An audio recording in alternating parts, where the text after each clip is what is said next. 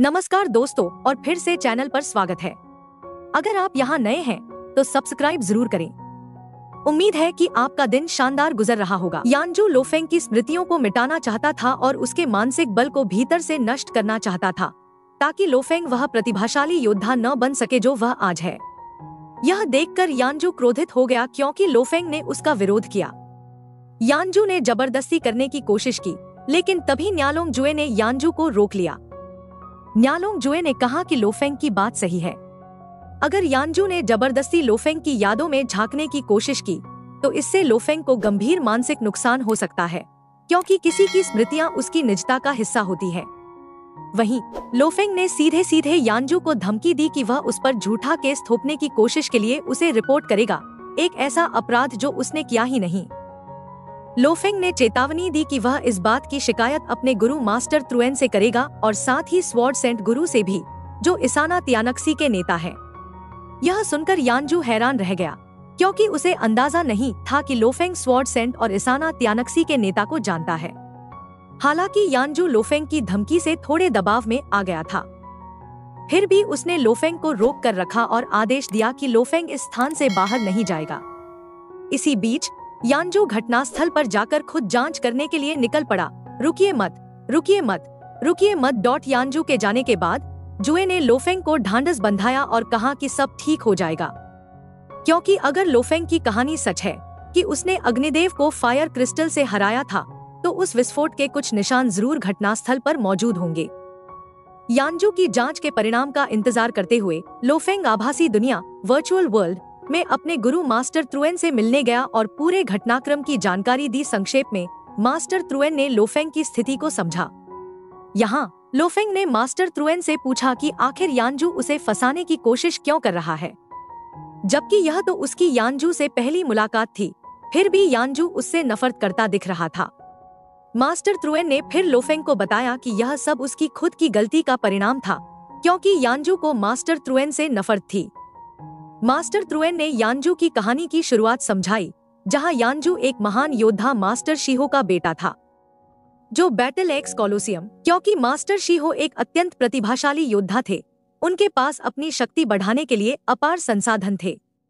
वही संसाधन उन्होंने यानजू को दिए ताकि वह भी अपने पिता के नक्शेकदम पर चले और शक्तिशाली बन सके। लेकिन यह समर्थन यानजू के लिए एक बाधा बन गया, क्योंकि हर बार उसे बिना संघर्ष के सब कुछ मिल जाता था। उसने कभी अपने दम पर मेहनत करना नहीं सीखा। इसका परिणाम यह हुआ कि यानजू का विकास सामान्य स्तर का रह गया। वह न तो विशेष बन पाया और न ही किसी प्रतिभा की श्रेणी में आ पाया। इस बात ने यानजू के भीतर घमंड और अहंकार को जन्म दिया। वह दूसरों को अपने से नीचे समझने लगा, और जब भी कोई व्यक्ति यानजू से ज्यादा प्रतिभाशाली साबित होता, जैसे कि अतीत में मास्टर त्रुएन, तो यानजू उस पर हमला करने की कोशिश करता। लेकिन हर बार यानजू मास्टर त्रुएन से हार जाता। हर हार के साथ यानजू की नफरत त्रुएन के प्रति और बढ़ती चली गई, लेकिन वह कुछ भी कर पाने में असमर्थ था। इसलिए उसने अपनी जलन और नफरत त्रुएन के शिष्य लोफेंग की ओर मोड़ दी। हालांकि यहाँ मास्टर त्रुएन ने लोफेंग को आश्वासन दिया कि उनकी वर्चुअल कंपनी लोफेंग की रक्षा करेगी।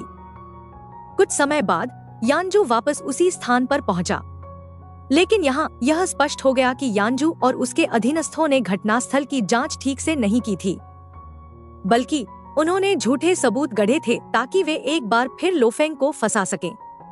यानजू ने तुरंत ही लोफेंग पर आरोप लगाया कि उसने अग्निदेव पर पीठ पीछे से हमला करने की कोशिश की थी और यह पूरी कहानी झूठी है। लोफेंग ने इस आरोप को तुरंत नकार दिया, लेकिन यानजू लगातार उस पर दबाव बनाता रहा और धमकी दी कि वह लोफेंग को कैद कर लेगा। तभी अचानक मास्टर त्रुएन वहां प्रकट हो गए। उनकी उपस्थिति ने यानजू को हिलाकर रख दिया। यहाँ मास्टर त्रुएन लोफेंग को रिहा करवाना चाहते थे, अपनी वर्चुअल कंपनी के उच्चाधिकारी मास्टर योमो के आदेश पर। मास्टर योमो ने यानशू के नाम एक पत्र लिखा था, जिसमें एक सख्त चेतावनी दी गई थी। उस पत्र में लिखा था कि यानशू को तुरंत लोफेंग को रिहा करना होगा, क्योंकि यानशू यह साबित नहीं कर सका कि लोफेंग वास्तव में दोषी था। उस स्थान पर मास्टर त्रुएन ने यानशू को अपमानित भी किया, उसे याद दिलाते हुए कि उनके पिछले मुकाबलों में यानशू हमेशा हारता आया है। यानशू के लिए यह शर्मिंदगी और बढ़ गई जब उसके पिता यानजू ने भी उसकी आलोचना की। यानजू को बहुत निराशा हुई कि वह लोफेंग को फंसा नहीं सका और मास्टर योमो के समर्थन के कारण उसे हार माननी पड़ी। अंततः यानजू वहां से चला गया। दुर्भाग्यवश डोंगहुआ संस्करण में मास्टर योमो की कोई झलक नहीं दिखाई गई, केवल उनका पत्र ही दर्शाया गया। अब दृश्य बदलता है। हम पहुंचते हैं यांग जुओ के पास, जो इस समय गुस्से से भरा हुआ था क्योंकि वह लोफेंग को फंसाने में असफल रहा था।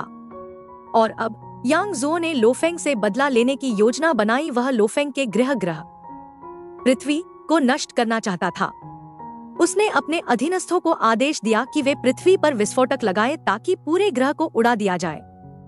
अब हम फिर से लोफेंग की ओर लौटते हैं। यहाँ लोफेंग को 300 यूनिट ज़िर्गकीड़े मिले थे, जो मूलतः 3 करोड़ माया ज़िर्गकीड़ों के बराबर हैं। यह सब उन्हें फायर डेटी के पिछले हमले के लिए स्टार वुलोंग की ओर से मुआवजे के रूप में दिया गया। इसी दौरान लोंग जुए ने लोफेंग को यह सूचना दी कि उनकी वर्चुअल कंपनी एक आंतरिक जांच कर रही है, इस बात का पता लगाने के लिए कि आखिर किसने पहले लोफेंग को निशाना बनाया था। जब तक जांच पूरी नहीं होती, लोफेंग स्वयं एक खोज अभियान पर निकल पड़ा, कचरा पर्वत पर खजाना खोजने के लिए। इस बार उसके साथ थे उसके 2 गार्ड लोंग जुए, और सुरक्षा को और अधिक सख्त कर दिया गया था। लोफेंग पर लगातार निगरानी रखी जा रही थी ताकि उस पर फिर से कोई हमला न हो। फिर लोफेंग लोंग जुए के विमान से यात्रा करते हुए कचरा पर्वत की ओर निकल गया। यात्रा के दौरान लोफेंग ने निर्णय लिया कि वह अपने आंतरिक संसार में प्रवेश करेगा और वहां जाकर अपनी ज़िर्गकीट सेना को तैयार करेगा। तो कहानी अब आगे बढ़ती है, जहां लोफेंग की मुलाकात होती है एलिना से। लोफेंग ने एलिना को आदेश दिया कि वह उनकी ज़िर्गकीट सेना ज़र्ग इंसेक्ट आर्मी के निर्माण की प्रक्रिया शुरू करे। यहाँ लोफेंग ने एलिना को वे 300 यूनिट ज़िर्गकीड़े दिखाए। इतनी भारी मात्रा में ज़िर्ग देखकर एलिना बेहद प्रसन्न हुई, क्योंकि इससे वे लगभग 30 लाख ज़िर्गकीट सैनिकों की सेना बना सकते थे। लोफेंग ने बात को समझा और एलिना को सेना निर्माण का आदेश दे दिया। एलिना ने यह जिम्मेदारी स्वीकार की और तुरंत ज़िर्गकीटों की सेना बनाना शुरू कर दिया। कुछ ही समय में एलिना ने पहली ज़िर्ग इकाई सफलतापूर्वक बना ली, जो कि आर्मर्ड कीट सेना आर्मोर्ड इंसेक्ट ट्रूप थी। यह देखकर लोफेंग संतुष्ट हुआ, क्योंकि इस सेना से वह पृथ्वी पर अपनी रक्षा को और भी मजबूत बना सकता था।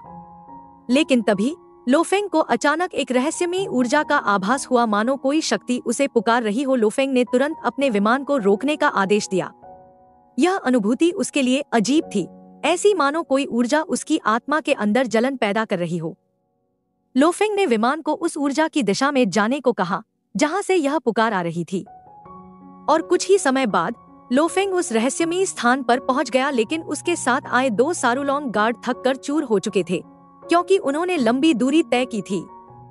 लोफेंग ने उनकी हालत को समझा और उन्हें वहीं आराम करने दिया, जबकि वह स्वयं उस रहस्यमयी ऊर्जा के स्रोत को खोजने निकल पड़ा।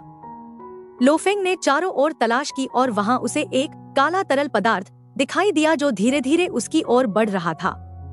लोफेंग ने तुरंत रोटा रैबिंग क्लाउड की शक्ति से अपनी रक्षा की और एक सुरक्षा कवच बना लिया। साथ ही उसने एक जांच यंत्र प्रोब भी तैयार किया, परंतु उस काले तरल पदार्थ की शक्ति अत्यंत घातक थी। वह रोटा रैबिंग क्लॉथ को चीरने की कोशिश करने लगा और सीधे लोफेंग के पास पहुंचने लगा।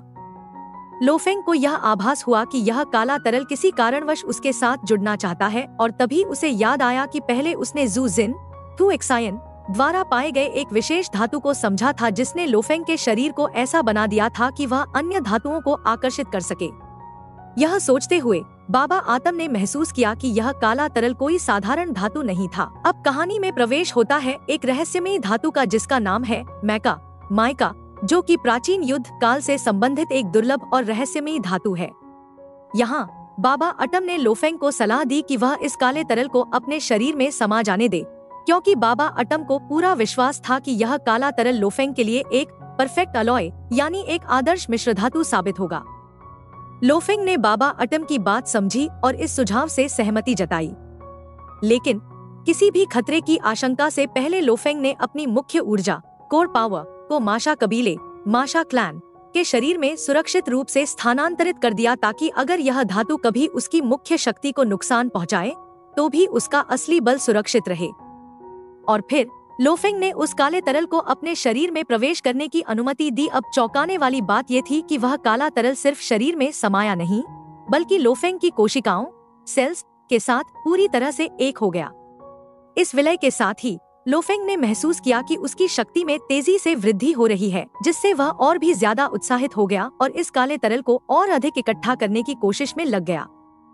संक्षेप में कहा जाए तो लोफेंग ने बड़ी मात्रा में काला तरल एकत्र किया, लेकिन तभी उसे एक और तरल दिखाई दिया, चांदी जैसा चमकदार सिल्वर लिक्विड, जिसकी शक्ति काले तरल से भी कहीं अधिक थी। और फिर लोफेंग ने दोनों प्रकार की धातु, काली और चांद को अपने शरीर में समाहित कर लिया। जैसे ही यह धातुएं उसके शरीर में पूरी तरह से विलीन हुई, लोफेंग की शक्ति में एक जबरदस्त उछाल आ गया। सिर्फ इतना ही नहीं, उसके शरीर पर एक नई कवच, आर्मो, भी प्रकट हुई। वह कवच जिसका हम सब इतने समय से इंतजार कर रहे थे दोस्तों, विंग्ड आर्मर, पंखों वाली कवच। और यहाँ एक और बड़ा रहस्य सामने आता है, यह कवच रोटा रैपिंग क्लॉथ का हिस्सा नहीं थी, बल्कि यह तो एक नई पूर्णतः धातु आधारित कवच थी, जो कि उस नई रहस्यमयी धातु से बनी थी जिससे लोफेंग ने खुद को एक किया था।